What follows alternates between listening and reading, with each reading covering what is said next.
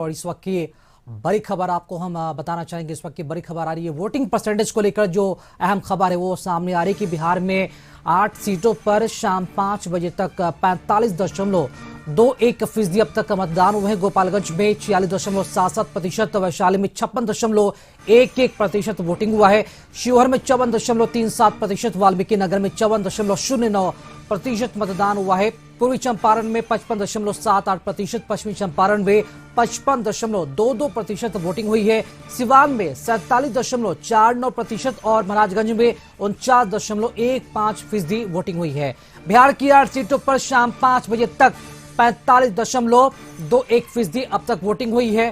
तो बिहार की जो वोटिंग परसेंटेज है वो सामने आ गया। बिहार में 8 सीटों पर जो वोटिंग है वो संपन्न हो गया और उसी के साथ साथ अगर बात की जाए तो सभी के वोटिंग परसेंटेज भी सामने आ गए हैं। पूर्वी चंपारण में 55.78% मतदान हुए हैं।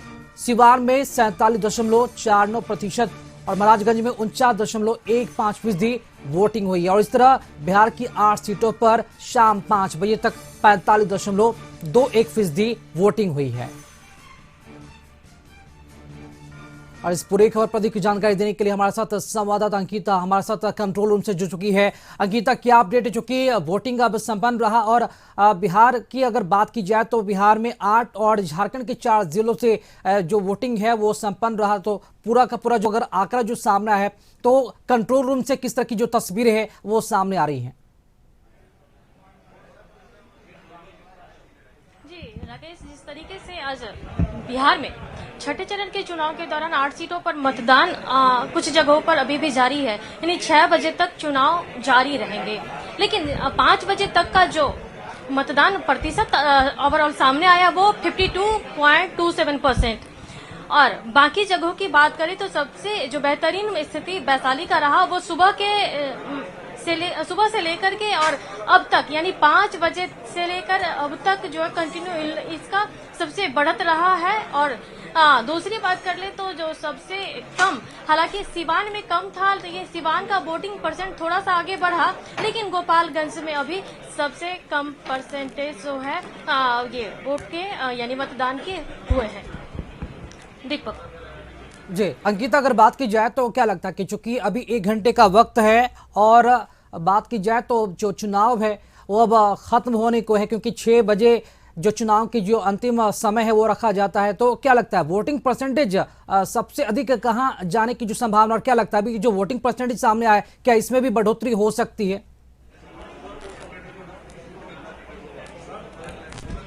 जी राकेश, जिस तरीके से वैशाली की स्थिति है इसमें थोड़ी सी बढ़ोतरी हो सकती है और बढ़त हो सकता है, क्योंकि सुबह से ही इसकी स्थिति बनी हुई है अच्छी। लेकिन बाकी जगहों की बात कर ले तो आप देखिए कि 54-55% के आसपास है। ओवरऑल परसेंटेज की बात कर ले तो 52.24%, यानी कि इस बार भी जो छठे चरण का भी जो चुनाव हुआ है उसमें भी 60% को पार नहीं कर सका है। ये एक बड़ा सवाल है। लगातार जिस तरीके से कैंपेन किया जा रहा है जिला प्रशासन की ओर से, निर्वाचन आयोग की तरफ से, और उसमें एकता कुछ सामने है वो देखा जा रहा है। जी अंकिता, चूंकि अगर बात की जाए तो वाकई में बिहार में 8 ये छठा चरण का जो चुनाव वो संपन्न रहा और 1 जून चूंकि आखिरी फेज का चुनाव होना है और उसके बाद तमाम दिग्गजों की जो किस्मत है वो ईवीएम में कैद हो रही है और 1 तारीख को और भी हो जाएगी। तो क्या लगता है कि पूरा चुनाव पर नजरें अगर डालते हैं तो क्या लगता है क्या क्या मुद्दे रहे और क्या लगता है देशहित में जो मुद्दा रहा और जो लोकेलिटी यानी कि जो लोकल में जो लोगों के लिए जो मुद्दा है, चाहे वो महंगाई हो, बेरोजगारी हो या फिर राष्ट्रीय स्तर के मुद्दे हो, लोग कितने तरह से इसे समझ पाए कि यह मुद्दा प्रधानमंत्री का चुनाव है, प्रधानमंत्री के चुने का वक्त है, तो क्या लगता है कि कितना बदलाव इस पर देखने को मिल सकता है?